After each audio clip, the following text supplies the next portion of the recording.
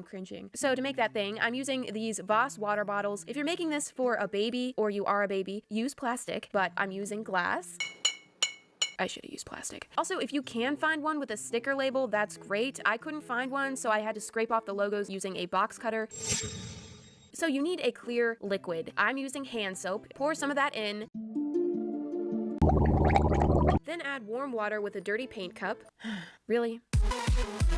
Then you need a filling. I agonized over the options in the bead section of Hobby Lobby and eventually chose these. Pour some of those in there to test it out. You gotta figure out the right balance so that the beads move through the liquid, but not too quickly. After filling mine almost to the top, I realized that I had way too much water in the mixture, so I had to pour it all out. There, clean bottle, let's start fresh. You know, I thought this was gonna be easy. You're literally putting soap and crap into a bottle, but it took me like 20 minutes to get the balance right. 5-minute craft my butt.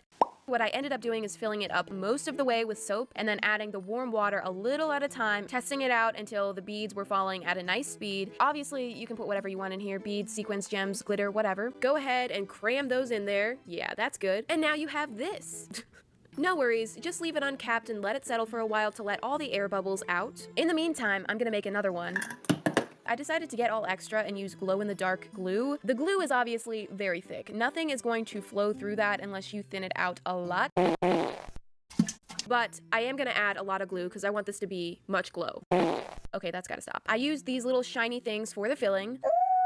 Shiny. Just plop those in. I finally got a cup with a spout and I poured in quite a lot of hot water. I think it probably ended up being about half and half. And to get the water and glue to mix, you gotta shake it a lot. Once the bubbles have settled, mostly, you can top it off and cap it. You may want to glue down the cap to make it permanent. I didn't, but you probably should. And here it is in action. Yeah, look at that. That is satisfying. Cool. Nice. Pretty. Oh, in this one too. It's not as nice looking. It's a little murky. The beads don't move as nicely. Wait, are they moving at all? It's kind of like the ugly stepsister.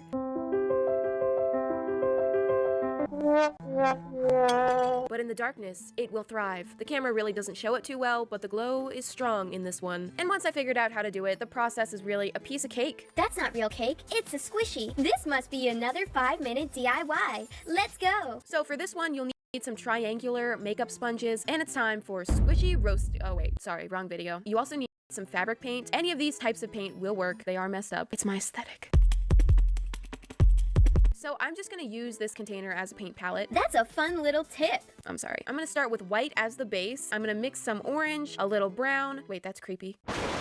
And a bunch of yellow. And mix that together and you should end up with a cake-like color. Assume cake painting position and paint on it. Just the sides and the bottom for now. It actually kind of looks like foundation. You can use a dirty makeup sponge instead. No, that's gross. I've never actually used a makeup sponge for makeup. I find they work better as mini cakes. So I'm gonna do a couple more because, you know, this was just so daggone fun. Also, I didn't want to have to put that paint away. I wanted to use all of it, so. The thing about makeup sponges is that they stick to the paint really well, so you can quickly apply one coat of paint and be done with it. Once they're dry, don't put them on each other because they'll stick.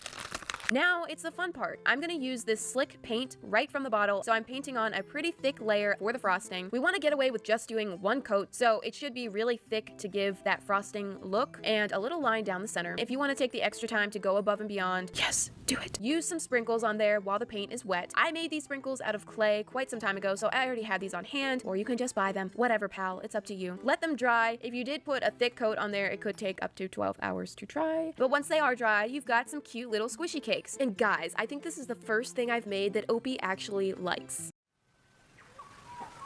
They're not the squishiest thing I've ever seen, but still, this is definitely the quickest way to decorate a squishy. This would be a good way to try it out. Join the obsession. And oh boy, what's that? Wow, these transitions are getting worse. It's a homemade bouncy ball. So to make this, you need borax. I stayed away from this stuff for a while because I kept hearing it's dangerous, but apparently as long as you're not weird with it, it's fine. Cornstarch, white glue, still have this obnoxious container from the 2 times I made slime, food coloring, and cups. I'm inside a cup. So, half a cup of warm water, 1 tablespoon of borax, oh my gosh, and stir. More cups, 2 tablespoons of glue in each cup. I'm so good at measuring. 1 tablespoon of cornstarch in each cup. A couple drops of food coloring. Give it a nice stir. Yes, there we go. Now for the pink.